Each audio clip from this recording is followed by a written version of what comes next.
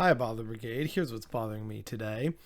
Now, first off, I guess I have to kind of say it's not actually bothering me that Trump's home in Mar-a-Lago was raided by the FBI. That is objectively funny and good and just kind of a little cathartic.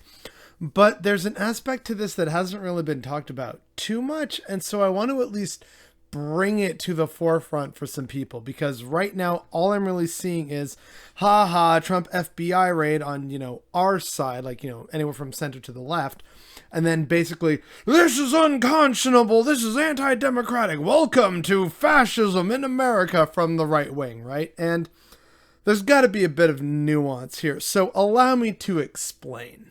So first off, to, clear the air on a lot of the main right-wing talking points a lot of people have probably seen by this point, no, it's not unjustified, because basically what had to happen in order for this to happen was that someone needed to convince an independent judge that they had probable cause to execute a search warrant. So no, it's not exactly a kind of targeted thing. It's like, hey, here's our, evidence that we have to show that we have reasonable enough suspicion that good old Trump, the former president, by the way, is probably more than likely hiding sensitive documents that pertain to January 6th and maybe some other stuff, right?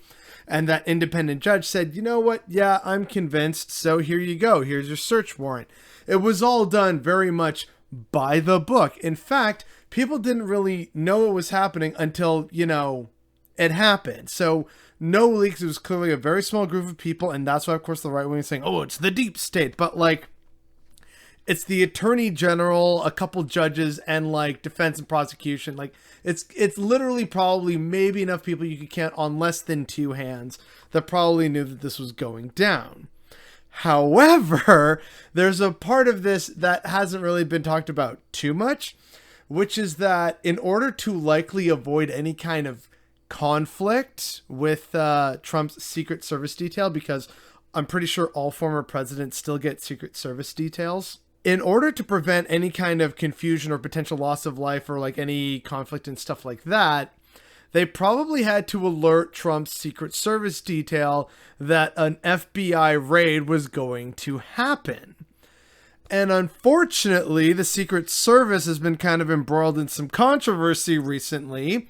So yeah, hey, maybe we should talk about that a little bit more, given all the issues with Secret Service and, for lack of a better term, documents and documentation. Maybe that's kind of a problem. And so what ends up happening is, they got the inside track of, oh shoot, it's actually going down. Okay, Mr. President, you need to get rid of the thing, right? And then, oh look, he hides it, or he sends it off with someone else. And sure, they've raided things and they get a whole bunch of stuff together. But all of a sudden it turns out, oh no, you know what?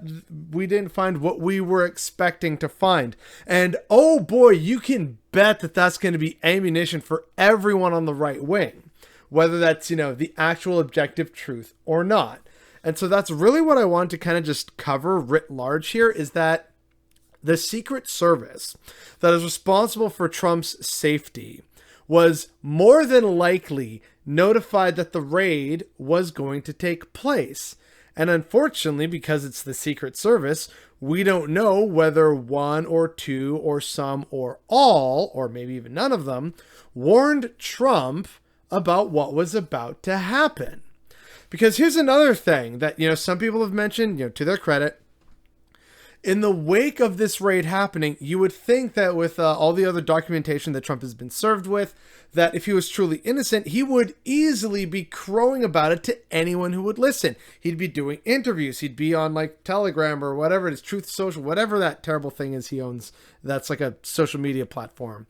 He'd also probably try and do as many interviews as possible with Fox News, Newsmax, OAN, anyone who will listen, even on YouTube or something. He'd be like, no, I've been framed. This is terrible. And look, see, I can prove it right here. You'd think that this absolute spectacular douche canoe would do something like that.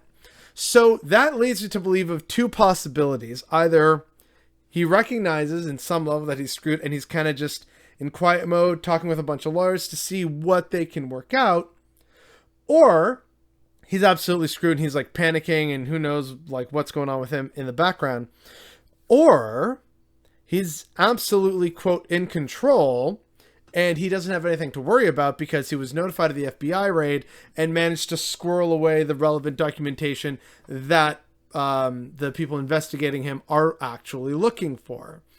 So, yeah, that's kind of where we are right now. And that's very much unfortunate because if it turns out that this raid does not actually leave any kind of real smoking gun that can really put Trump behind bars or at least bar him from running again, that is going to be literally endless ammunition and justification for right-wing terribleness.